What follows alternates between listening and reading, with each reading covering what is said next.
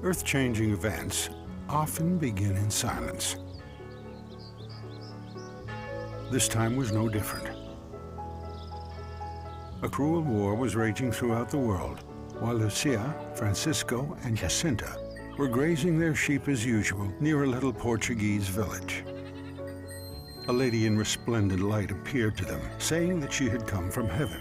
She asked them to pray faithfully and say the rosary for the peace in the world.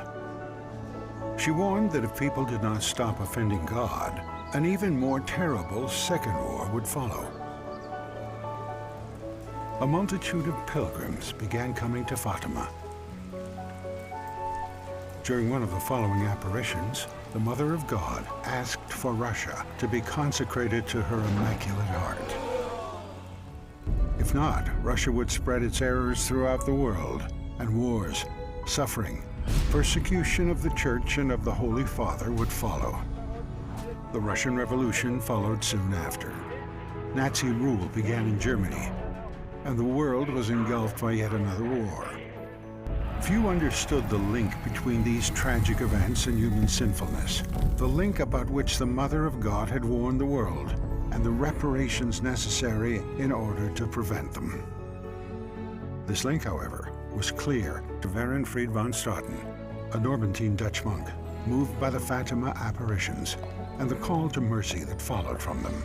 He persuaded European nations to help a broken German population.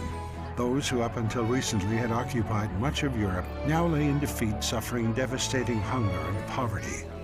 This love for neighbor and call for reconciliation lay at the roots of aid to the Church in Need's foundation. In this aftermath, the communists too were sowing death and terror behind the Iron Curtain, resulting in the annihilation of over 60 million people. Their road to complete victory was blocked only by their population's faith in a power greater than evil. And so the communists declared a total war on God. Driven by the suffering of the people of God, aid to the Church in need began to support the Church in the East. Father Werenfried knew that this wasn't only about Russia. He warned that the ideology of atheism and unbridled freedom would lead to enslavement. Recognizing the prophetic message of Fatima, Father Werenfried consecrated his work to Our Lady of Fatima. Today, Aid to the Church in Need, a pontifical foundation, continues its service to Christians around the world through information, prayer, and action, wherever they are persecuted or oppressed or suffering material need. The charity supports projects around the world, thanks to private donations from people who also believe in the power of love and mercy, and in the triumph of the Immaculate Heart of Mary.